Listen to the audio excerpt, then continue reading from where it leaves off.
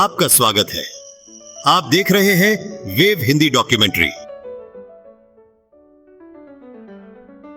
सन 1869 में Dmitry Mendeleev नामक एक रूसी प्रोफेसर अपने छात्रों के कोर्स के लिए एक किताब लिख रहे थे। तब उनके सामने यह समस्या खड़ी हो गई कि वे उस समय मौजूद 63 तत्वों को किस तरह से अपने बच्चों के सामने रखें कि वो आसानी से समझ पाएं। कोई तरीका खोजने के लिए उन्होंने हर तत्व का नाम एक कार्ड पर लिखा। हर कार्ड पर उन्होंने तत्व का नाम, उसका परमाणु वजन या एटॉमिक वेट, उसके खास गुण और दूसरे तत्वों से उसकी समानताएं लिखीं। उसके बाद उन्होंने बेतरतीबी से उन कार्डों को बिखरा दिया और फिर बार बार उन्हें जमा कर कोई खास पैटर्न ढूंढने लगे। और इस तरह से एक खोज सामने आई। उनके सामने एक अनोखी चीज पड़ी थी। तत्वों के कार्ड कई समूह में जम गए थे। हर समूह के सदस्य तत्वों में आपस में न केवल रासायनिक बल्कि भौतिक समानता भी थी। इस तरह से मेंडेलेव ने तत्वों की आवर्ती सारणी या पीरियोडिक टेबल को खोज लिया था। ये एक ऐसी सारणी है जिससे ये पता चलता है कि किस तरह से सारे तत्व आपस में एक दूसरे से समानता रखते हैं। ये सारणी या टेबल में तत्वों को बड़ी बारीकी से जमा कर रखा गया था। इसीलिए मेंडेलेव ने तो यहाँ तक कह दिया था कि इसके जरिए 3 ऐसे तत्वों के अस्तित्व और उनके गुणों की संभावना बताई जा सकती है जिनकी खोज अभी तक नहीं हुई है। एक तत्व बोरोन जैसा होगा, एक एल्यूमिनियम जैसा और एक सिलिकॉन जैसा।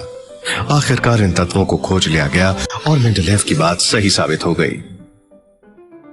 इस बात को लेकर थोड़ा सा विवाद भी हो गया था, क्योंकि लोथर मायर नामक एक जर्मन रसायन विज्ञानी ने मोटे तौर पर कुछ ऐसा ही विचार रखा था, मगर शायद मायर के पास उतना साहस नहीं था।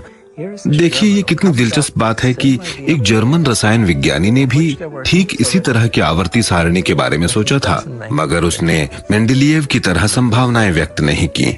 इससे आप ये समझ गए होंगे कि कई बार जोखिम उठाते हुए संभावनाएं व्यक्त करनी पड़ती हैं, तब जाकर लोग आपके सिद्धांत पर विश्वास करते हैं। यानी अगर आप किसी नई अनोखी संभावना के बारे में बताते हैं तो लोग उस पर विश्वास कर सकते हैं। और बाद में वो सही निकली? हाँ, सही हो सकती हैं। अगर आप उनकी नोटबुक उठाकर देखें तो आपको इसमें कुछ बड़ी ही दिलचस्प चीजें नजर आएंगी। जैसे मान लीजिए कि मुझे और आपको किसी चीज को मांगने का ऑर्डर देना है, तो सबसे पहले हम उन चीजों की एक फहरिस्त बनाएंगे। तो उन्होंने इस तरह की एक सूची बनाई। इस सूची में नीचे की ओर उन तत्वों की सूची है जिन्हें उनके वजन या एटॉमिक मास के क्रम में रखा गया है। उस समय तक हाइड्रोजन और हीलियम की खोज तो नहीं हुई थी। ये रहे लिथियम, बेरिलियम, बोरॉन। उसके बाद उन्होंने एक पन्ने पर इनके समूह बनाए हैं और एक कच्ची सारणी या टेबल तैयार की है। जैसे जैसे वे इस टेबल में तत्वों के नाम भरते चले गए, वैसे वैसे उन्होंने उनके नाम काट दिए ताकि शक की गुंजाइश ना रहे। नीचे की ओर जर्मन भाषा में उन्होंने बचे हुए तत्वों के नाम लिख दिए हैं। ये वो तत्व हैं जिनकी टेबल में कोई जगह नहीं बन पाई है। 3 तत्व ऐसे थे जिनका नाम उन्होंने इस टेबल में लिखा तो सही, पर उनका मेल ना हो सका। इस तरह से टेबल में काफी काटापीटी की गई है, मगर मुझे इसे देखकर बड़ा अच्छा लगता है। सोचिए कि अगर ये तत्व ना खोजे गए होते तो आज के कंप्यूटर युग में हम क्या करते। ये एक इंसान की कोशिशों का सबूत है। वो बेकरारी के साथ कोशिश पर कोशिश करके अपनी दुनिया को समझाना चाह रहा है। ये एक महान दस्तावेज है, ये एक प्रतीक है। ये टेबल रसायन विज्ञान का आधार बन गई है। आप केमिस्ट्री में किसी भी क्लास में जाएं तो आपको ये टेबल जरूर नजर आ जाएगी। इस पीरियोडिक टेबल का महत्व क्या है? इस टेबल ने हमेशा के लिए तत्वों को समझने और उनके बारे में सीखने के तरीके को बदल कर रख दिया है। रासायनिक तत्वों की इस पीरियोडिक टेबल का केमिस्ट्री में वही महत्व है जो संगीत में बीथोवन की धुनों का है।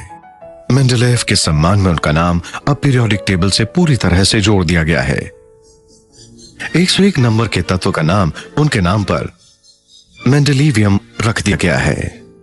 सिर्फ रसायन विज्ञानी ही इस पीरियोडिक टेबल के दीवाने नहीं है। मैंने सुना है कि आप भी अपने साथ ही टेबल लेकर चलते हैं। जी हाँ, ये बात सही है। तो फिर दिखाइए। आपको पता भी नहीं होगा कि मैं इसका खूब इस्तेमाल करता हूँ। दिखाइए तो। छोटी सी टेबल है। मैं आपका एक टेस्ट लेना चाहता हूँ। पीरियोडिक टेबल में नाइट्रोजन के नीचे क्या रखा गया है? नाइट्रोजन 7वें नंबर पर है। हाँ, बताइए। 1 मिनट सोचने दीजिए। उसके नीचे सल्फर। नहीं, बिल्कुल गलत। अरे कैसे? बात नहीं बता सकते, इसीलिए तो मैं साथ लेकर चलता हूँ। सही जवाब है अच्छा, फास्फोरस। फास्फोरस 15 पर है। हाँ, आपको उस जगह पर 8 और जोड़ना था। अब आप समझ गए होंगे मैं टेबल लेकर क्यों चलता हूँ। मतलब 7 और 8 जोड़ने थे तो हो जाता 15।